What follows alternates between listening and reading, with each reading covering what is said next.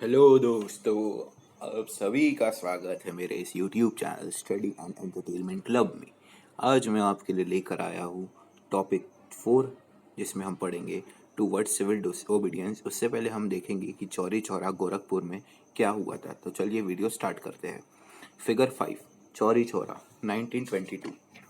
At Chauri Chaura in Gorakhpur, a peaceful demonstration in a bazaar turned into a violent clash with the police. Hearing of the incident, Mahatma Gandhi called a halt to the non-cooperation movement.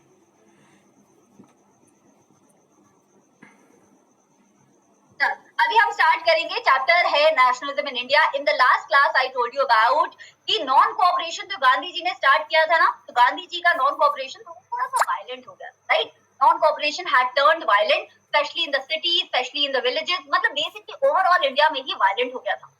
Violent हो गया हो तो एक ऐसा व्यक्ति जो violence के सब खिलाफ है, somebody like Gandhi ji who hates violence, who is all about peace and satyagrah, obviously he had to do something about it. तो गांधी जी ने वही किया जो जरूरी था। Gandhi ji called off the non cooperation and अब पता है, इससे पहले तो एक चेरी ऑन द केक भी था। चेरी ऑन द केक मतलब Chauri Chaura incident.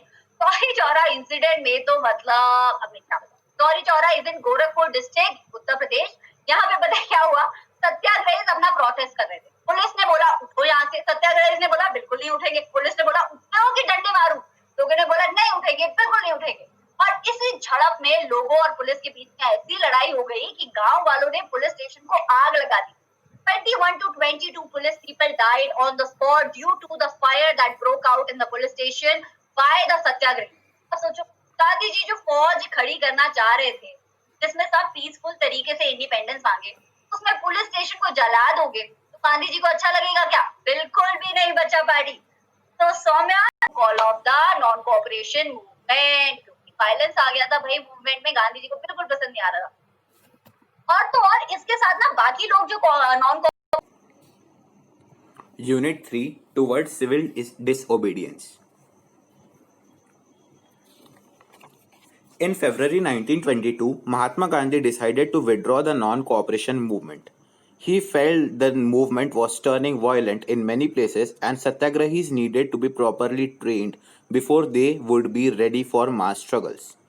Within the Congress, some leaders were by now tired of mass struggles and wanted to participate in the elections to the provincial councils that had been set up by the Government of India Act of 1919. They felt that it was important to oppose British policies within the council, argue for reform, and also demonstrate that these councils were not truly democratic. C.R. Das and Motilal Nehru formed the Swaraj Party within the Congress to argue for a return to council politics. But younger leaders like Jawaharlal Nehru and Subhash Chandra Bose pressed for more radical mass agitation and for full independence. Lala Rajpat Rai was assaulted by the British police during a peaceful demonstration against the Simon Commission. He succumbed to injuries that were inflicted on him during the demonstration. In such a situation of internal debate and dissension, two factors again shaped Indian politics towards the late 1920s. The first was the effect of the worldwide economic depression. Agricultural prices began to fall from 1926 and collapsed after 1930. As the demand for agricultural goods fell and exports declined, peasants found it difficult to sell their harvest and pay their revenue. By 1930s, the country was in turmoil. Against this background, the new Tory government in Britain constituted a statutory commission under Sir John Simon. Set up in response to the nationalist movement, the commission was to look into the functioning of the constitutional system in India and suggest changes. The problem was that the commission did not have a single Indian member. They were all British. When the Simon Commission arrived in India in 1928, it was greeted with the slogan, "Go back, Simon." All parties, including the Congress and the Muslim League, participated in the demonstration. In an effort to win them over, the Viceroy, Lord Irwin, announced in October 1929 a vague offer of dominion status for India in an unspecified future and a roundtable conference to discuss a future constitution. This did not satisfy the Congress leaders. The radicals within the Congress, led by Jawaharlal Nehru and Subhash Chandra Bose, became more assertive. The liberals and moderates, who were proposing a constitutional system within the framework of British dominion, gradually lost their influence. In December 1929, under the presidency of Jawaharlal Nehru, the Lahore Congress was mobilized.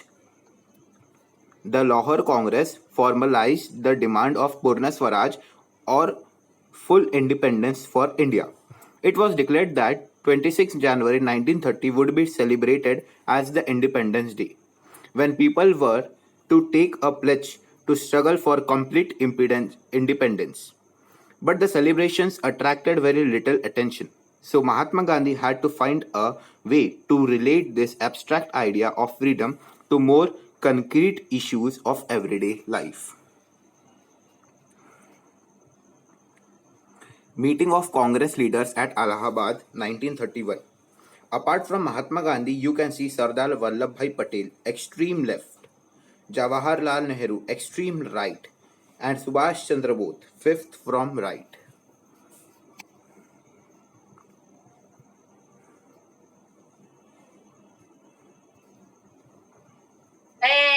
Violence आ गया था भाई movement में, गांधी जी को बिल्कुल पसंद नहीं आ रहा था। और तो और इसके साथ ना बाकी लोग जो नॉन कोऑपरेशन में सपोर्ट कर रहे थे गांधी जी को, उनका भी ना मन उठ गया था मूवमेंट से।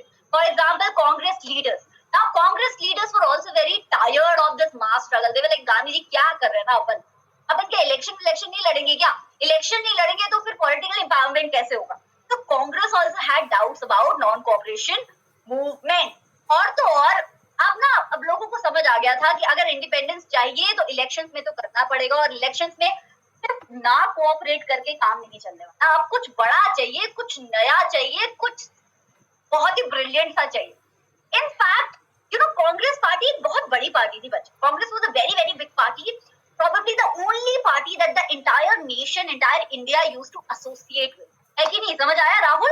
एसोसिएट विद का मतलब कि सारे लोग कांग्रेस को अपनी पार्टी मानते थे, राइट? तो ये जो कांग्रेस के अंदर ना अलग अलग सोच वाले लोग, for example if you talk about a classroom, there could be people who like social sciences, there could be children who like mathematics, there could be people or children who like only drawing period, right? No problem in that. Similarly in Congress we had Democrats, we had moderates, we had radicals। ठीक है, बस इतना याद कर लो अभी। तो जो Democrats थे कांग्रेस के अंदर, for example CR Das and Motilal Nehru, उन्होंने अपनी एक पार्टी बना दी। उन्होंने बोला कि नहीं अब गांधी जी बहुत हो गया non cooperation movement, we have to get political independence at least, and we have to make a new party called Swaraj party. Swaraj party का मतलब all the children who don't understand Hindi, this is for you. Swaraj means independence. Swaraj party बना ली भाई। और तो और जवाहरलाल नेहरू और सुभाष चंद्र बोस जैसे जो बढ़िया लीडर्स थे ना, यंग लीडर्स, यंग ब्लड, वो कह रहे थे कि नहीं गांधी जी आप कोई पीस वीस से नहीं चलेगा, अब तो इनको सबक सिखाना ही पड़ेगा, ब्रिटिशर्स के छक्के छुड़ाने ही पड़ेंगे, राइट? सो एक नया जोश देखने को मिल रहा था भारतीयों में under the leadership of Gandhi ji and with the great spirit of getting India independent. अब भारत आजादी की तरफ और बढ़ता जा रहा था, राइट बच्चा? अब देखो, इससे पहले कि मैं आपको इंडिया की फ्रीडम स्ट्रगल का सबसे इंपॉर्टेंट मार्च बताऊं, before I tell you the most important protest of Indian freedom struggle, I want to note down, ये जानने से पहले कि सॉल्ट मार्च क्या होता है, गांधी जी क्यों चल पड़े नमक बनाने के लिए, हमें दो चीजों का जानना बहुत जरूरी है। वो दो चीजें हैं world economic depression, right, and the second thing is Simon commission. डरने की बात नहीं है, एक एक करके बता दूंगी, है कि नहीं? मेरा क्या हुआ बच्चा, मैं जब पढ़ा रही होती हूँ तो live chat can be missed all. देखो इंडिया थोड़ी है, पूरी दुनिया में और भी तो कंट्रीज है ना, तो पूरी दुनिया में वर्ल्ड इकोनॉमिक डिप्रेशन लग रहा था। All the countries who had participated directly और indirectly in the first world war, they had lost a lot of life, property and money. उनका बहुत नुकसान हुआ था, और उनका इतना नुकसान हुआ था कि पूरी दुनिया को ओवरऑल एक इकोनॉमिक डिप्रेशन से करना पड़ रहा है। अब इस डिप्रेशन का असर सब पे पड़ रहा है, इंडिया पे भी पड़ रहा था। देखो बच्चा, इंडिया क्या करता था, फार्मिंग करता था। अभी भी more than 60% of the Indians are involve in farming. तब तो 60% से काफी ऊपर नंबर था, right? So all the Indians who were involved in farming, they were going to take a great hits from the economic development. क्योंकि देखो, दुनिया में एग्रीकल्चर, अब लोगों के पास खाने के तो पैसे है ना, बाकी सारे देशों में सप्लाई तो बढ़ रही है लेकिन डिमांड घट रही है, लोगों को खाना खाना ही नहीं है क्योंकि पैसे ही नहीं है। तो इंडिया के एग्रीकल्चरल प्रोडक्ट्स की डिमांड जो है वो घटती जा रही थी, कम होती जा रही थी। It was decreasing day by day. Also prices began to fall, और प्राइसेस क्या हो रहे थे, और घटते जा रहे थे, राइट? तो इंडिया एक ऐसा कंट्री है जिसमें फार्मर्स ज्यादा मिलते हैं हमें, उस कंट्री को हो रहा था लॉस। हार्वेस्ट कहीं जा ही नहीं पा रहा था, रेवेन्यू आ ही नहीं पा रहा था, ऊपर से ब्रिटिशर्स डंडा लेके बैठे रहते कि टैक्स भरो टैक्स भरो टैक्स भरो। तो ओवरऑल बचा पार्टी इंडियंस की प्रॉब्लम्स और बढ़ती जा रही थी, world economic depression. The entire countryside means place where villages are, the entire countryside was going through a turmoil. Turmoil का मतलब प्रॉब्लम, समझ आएगी? Don't प्रियानोज मंडे विद इन कांग्रेस। अब बहुत ही चालाकी से मैंने ऑप्शंस रखे हैं, so you have to make sure that you don't get confuse. Swaraj party किसने बनाई? जवाहरलाल नेहरू, सीआर दास, मोतीलाल नेहरू और बोथ बीएनसी। क्या लगता है Riddhi? The answer for this is D. Both B and C. C.R. Das and Motilal Nehru formed the Swaraj Party within the Congress. C.R. Das and Motilal Nehru formed the Swaraj Party within the Congress to argue for a return to council politics. So answer is D. B and C. चलो अब बात करते हैं कि दूसरी problem क्या है। The second problem for Indians was Simon commission. तो ब्रिटिश गवर्नमेंट ने क्या किया था, जो ब्रिटेन में टोरी गवर्नमेंट चल रही थी, बोलोगे ma'am why do we call it Tory government? Modi government also you call it, no, just like Tory government, Tory की चल रही थी सरकार, है ना, टोरी व्यक्ति था। तो Tory government was going on in the Britain and in Tory government there was a commission set up. एक कमीशन बनाया गया था, एक कमेटी बनाई गई। कमेटी का नाम था साइमन कमीशन। साइमन कमीशन का क्या काम था? नहीं, ब्रिटेन वाले अपना काम नहीं देखते थे।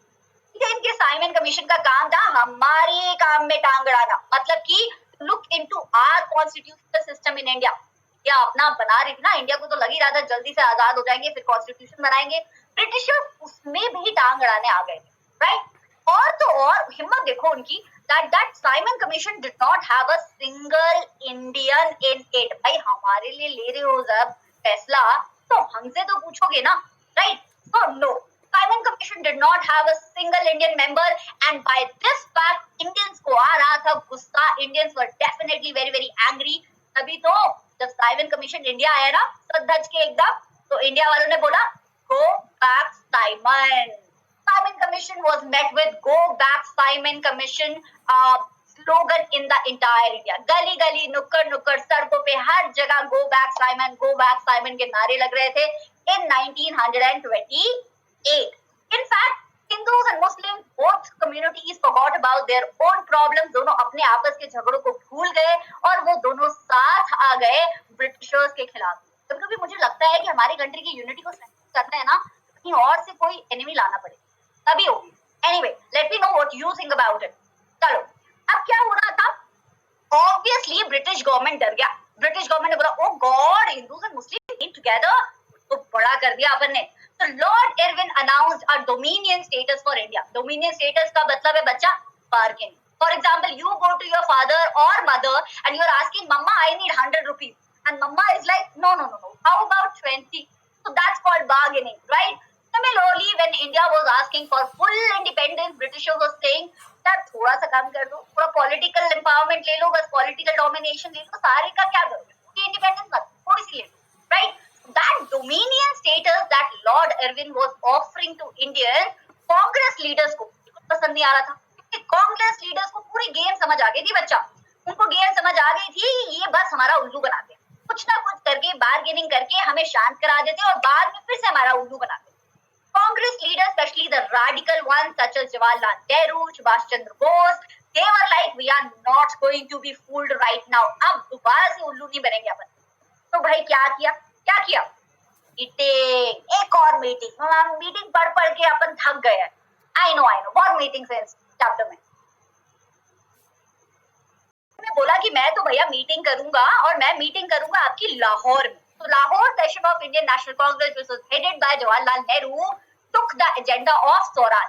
जवाहरलाल नेहरू ने बोला डोमिनियन स्टेटस साइड कर दो, हाँ बार्गेनिंग साइड कर दो, अब तो अपन को पूरा इंडिपेंडेंस चाहिए। We need complete independence, we need full independence. तो राज की मांग हो रही थी कि अब तुम लोग बाहर निकलो हमारे घर से, अपन अपना खुद देख लेंगे, राइट। तो इसीलिए Jawaharlal Nehru decided that just to scare the Britishers, just to show them that how united we are, how powerful we are, how perseverant we are. Jawaharlal Nehru ने कहा कि 26 जनवरी 1930 को we will celebrate our independence. Independence मिलेगी तो मिलेगी, लेकिन अभी हम सेलिब्रेशन जरूर कर सकते हैं, राइट। पर बच्चा you know what, this idea failed a little. Jawaharlal Nehru wanted Indians to participate in a huge number. Jawaharlal Nehru चाहते थे खूब सारे भारत के लोग आए, लेकिन ज्यादा लोग नहीं आए, तो थोड़ा सा टाई फिस हो गया अपन का उधर से, और इसी से गांधी जी को चमका अब तो कुछ बहुत बड़ा करना पड़ेगा। अगर आपको ये वीडियो अच्छी लगी है तो इसे लाइक कीजिए, शेयर कीजिए, सब्सक्राइब कीजिए, और हम the salt march and the civil disobedience movement next video से कंटिन्यू करेंगे। धन्यवाद।